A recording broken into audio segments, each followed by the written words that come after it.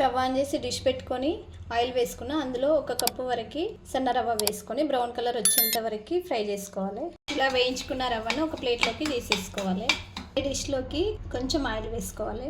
ఆవాలు, జీలకర్ర, మినప్పప్పు, శనగపప్పు ఇవన్నీ వేసుకొని మంచిగా వేయించుకోవాలి. ఫ్రై కానీ ఇందులోనే ఉల్లిపాయ ముక్కలు వేసేసుకోవాలి.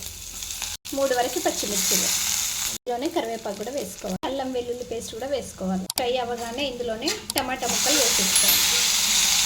పచ్చిమిర్చి వేసాం కదా, ఇందులో కొంచెం లైట్గా కారం వేస్తే టేస్ట్ చాలా బాగుంటుంది. సాల్ట్ వేసుకోవాలి. అన్నింటినీ ఒకసారి కలుపుకొని ఈ టమాటాలు మెత్తగా అయ్యేంత వరకు ఉడికించుకోవాలి. ఇప్పుడు ఇందులో 1 గ్లాస్ రవ్వకు 4 గ్లాసుల వరకు వాటర్ తీసుకోవాలి. వాటర్ మరుగుతున్నప్పుడు ఇందులో సన్న రవ్వ వేసేసుకోవాలి.